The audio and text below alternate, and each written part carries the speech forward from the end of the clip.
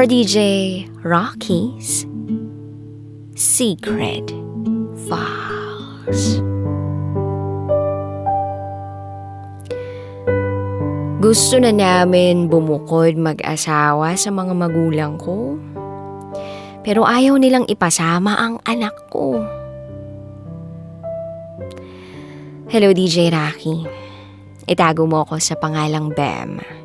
At ito, ang aking secret file. Nagsimula ang lahat nung second year high school ako.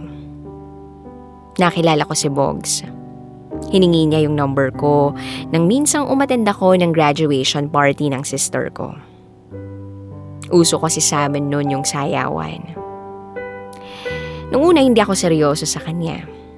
Kasi no boyfriend since birth ako, since napakahigpit ng mga magulang ko.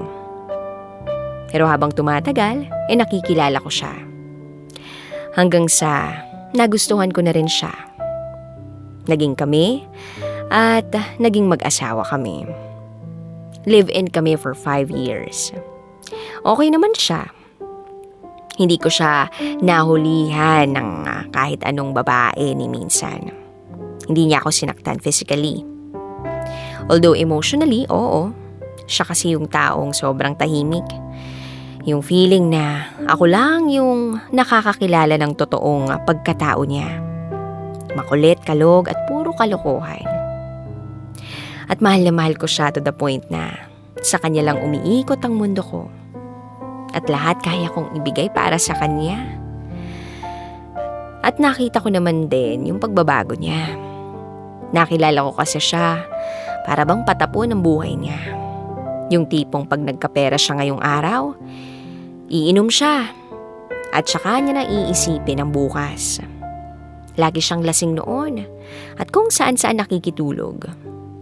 Wala na kasi siyang mga magulang, patay na parehas. At wala na ring pakialam sa kanya yung mga kapatid niya. Siguro dahil hindi sila magkakasamang lumaki. So sa madaling sabi, lumaki siyang mag-isa.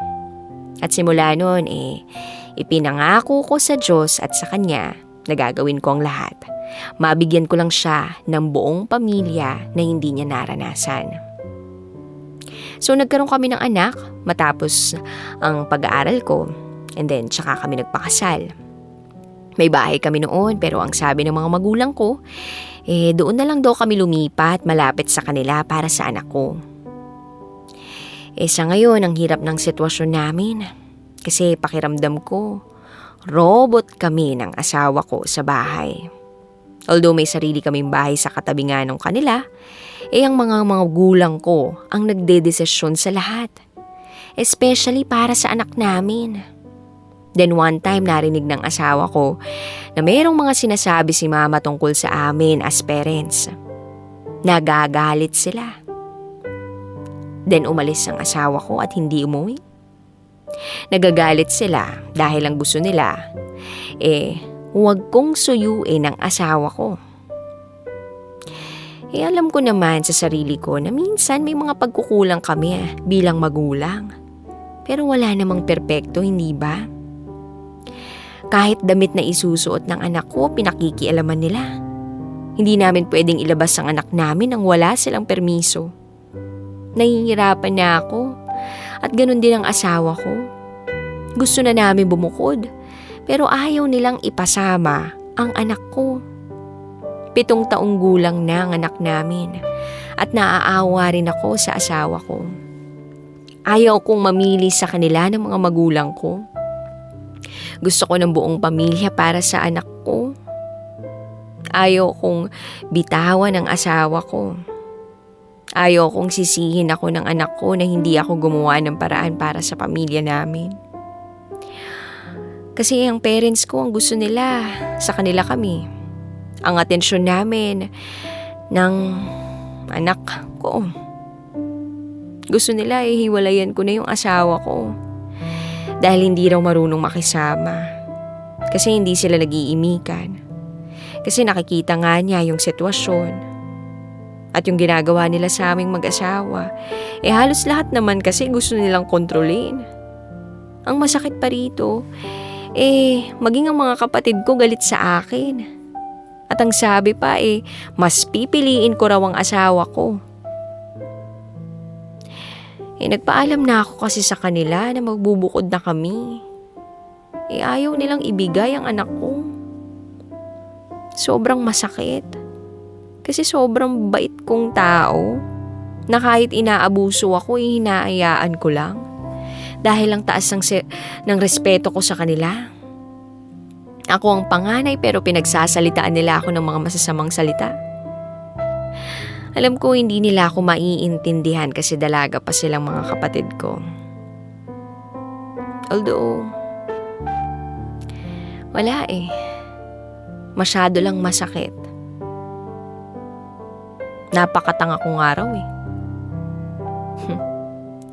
Naiisip ko, hindi naman kami nag-aaway ng asawa ko kung hindi lang din dahil sa kanila. Imbis na payuhan nila kami, sinusulsulan pa nila ako para magalit sa asawa ko. Ano bang dapat kong gawin? Kinausap po na sila ng dahan-dahan pero sarado ang utak nila. Ayaw nila akong pakinggan. Gusto ko lang namang buo ang pamilya namin. Sobrang dami na namin pinagdaraan ng dalawa to the point na halos ako na lang nagdadala lahat. Mahal na mahal ko ang asawa ko. At nakikita ko naman na ganun din ang pagmamahal niya para sa amin ng anak niya.